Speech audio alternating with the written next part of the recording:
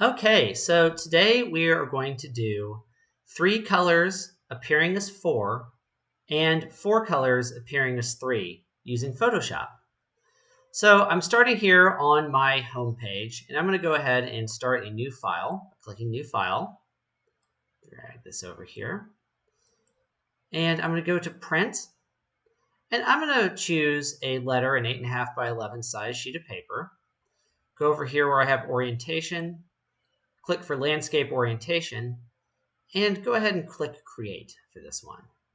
Don't have to do anything else for this.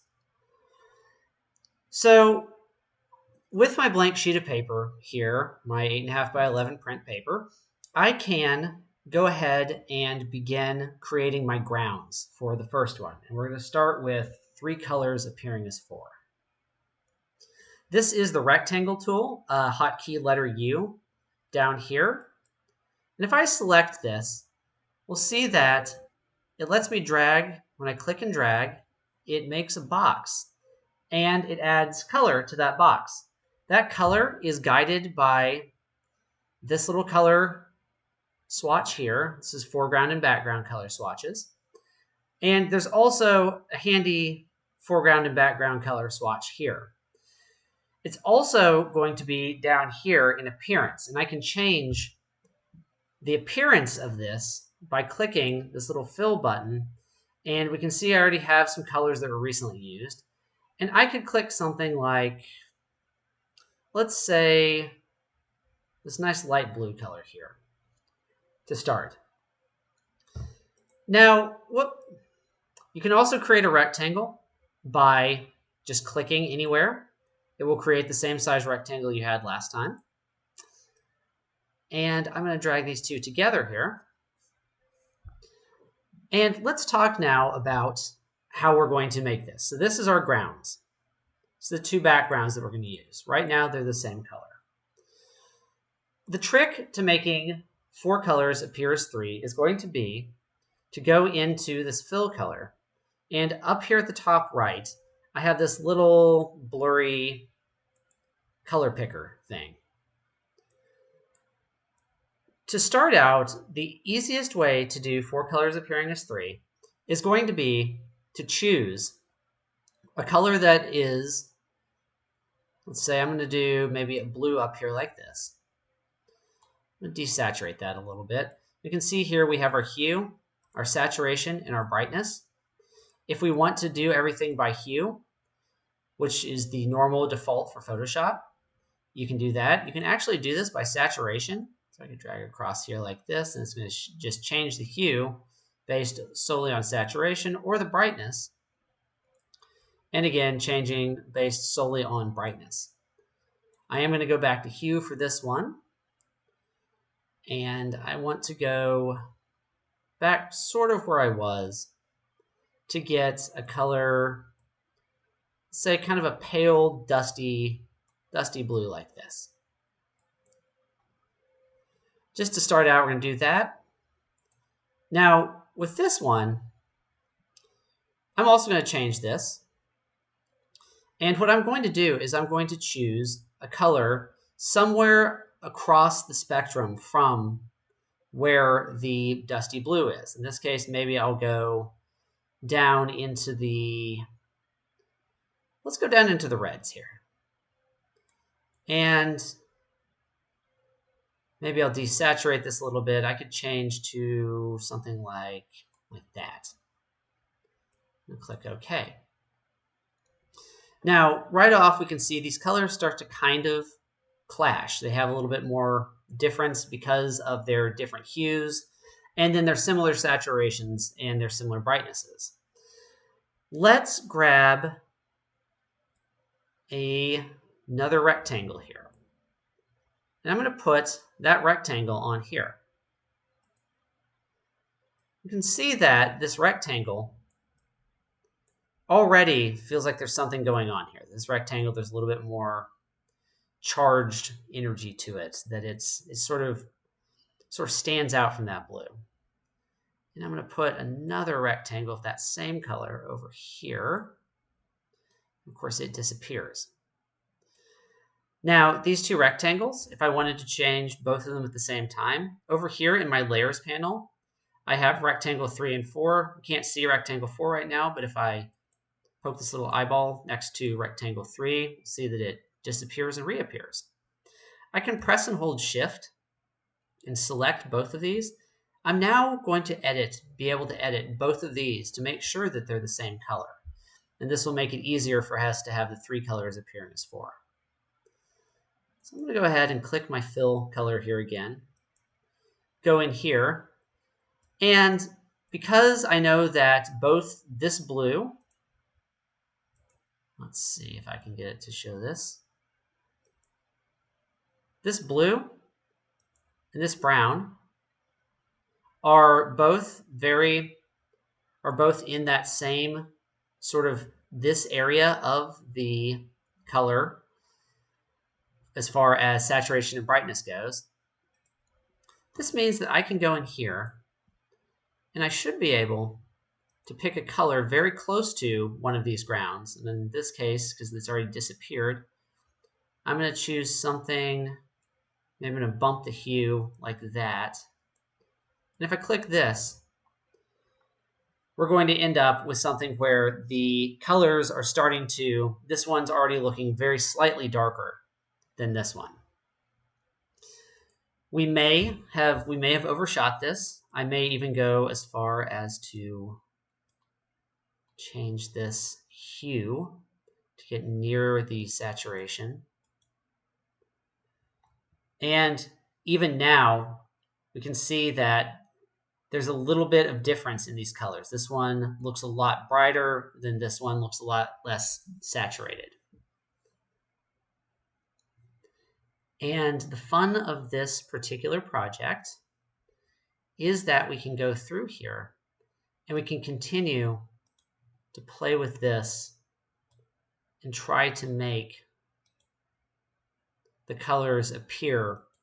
I might even take this, desaturate even further. We'll start to see the colors. This one starts to get darker even though they're the same color. Even go this far. No, we've gone too far. So I just undo with Control or Command Z. Bump this up here. And so like this, we're going to start to get the color on the left, which is on a, let's even saturate that more. Drag this down. Drag this much further up, leaving them almost on the same brightness line. Now,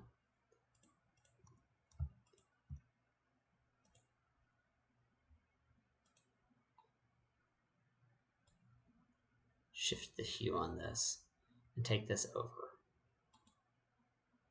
Whoa, there, that's not the same. Choose that color again. And even now, this color is going to start to show up darker, and this color is going to start to show up lighter. So I'm going to go ahead, I'm going to drag with my selection tool, the default here. I'm going to select all 4 of these. I'm going to drag them up to the top here. And I'm going to scroll down and start my next colors. Next, we're going to do 4 colors appearing as 3. So again, first thing I want to do is make my grounds. And another option is I can press the selection tool, press and hold Alt, and we'll see that we get these 2 little arrows, the little black and white arrows next to each other. This is the duplicate. If I keep holding Alt or Option while I press, I can drag out like that. And now I have duplicated this. I get rectangle 5 and rectangle 5 copy in my layers. And this is a quick way to copy things in Photoshop. This also works in Illustrator and most of the Adobe programs.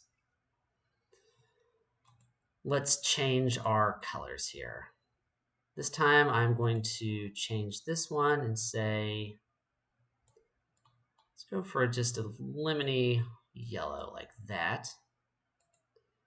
And this one, a very light blue.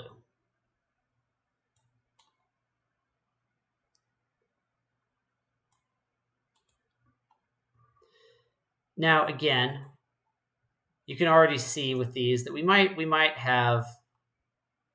these colors to very much contrast, because the optical illusion that we're going to be playing with here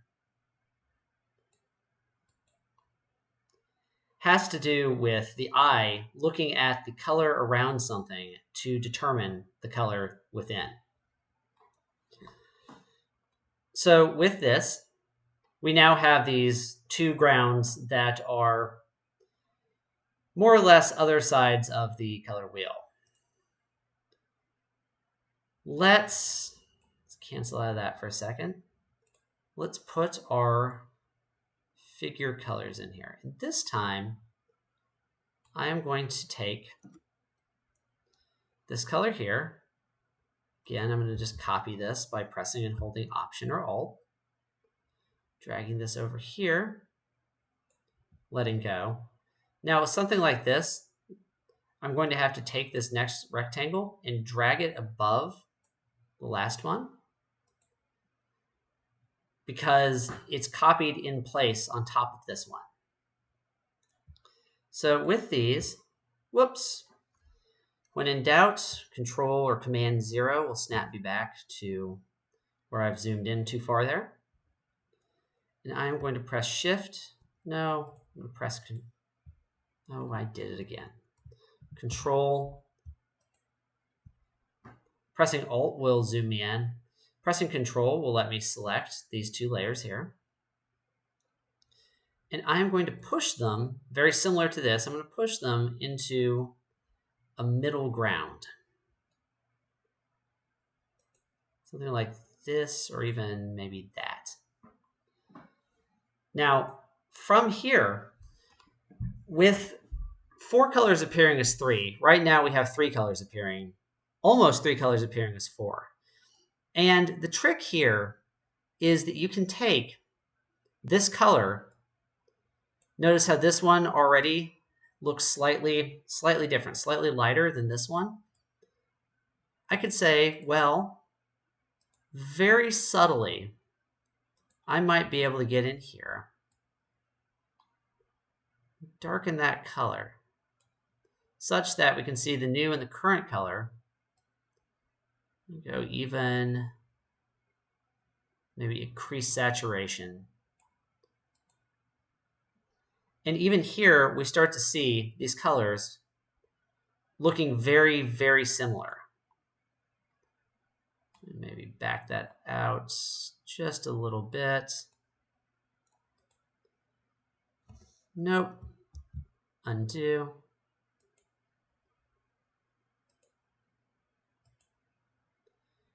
There we go. So we use this recently used color here. And if we zoom in here, so we don't have the distraction of the other one,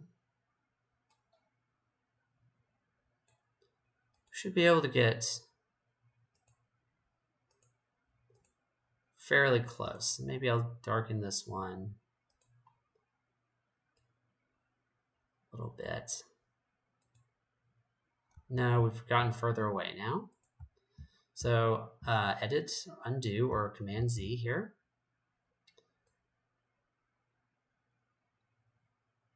And this is the part where we might want to start checking. If we've, whoops, if we've done this enough, pressing and holding Alt, it's not going to work. Press and hold Alt, click and drag. We're going to want to see if these colors are the same. And right now, yes, they're the same. Delete that one. Click this fill here. And try to darken this a little bit. And right here, we're going to start to still have, even with this very subtle change, we can now, by playing around with this, get these two colors that look, at first glance, especially when we're zoomed out like this, at first glance, these look the same.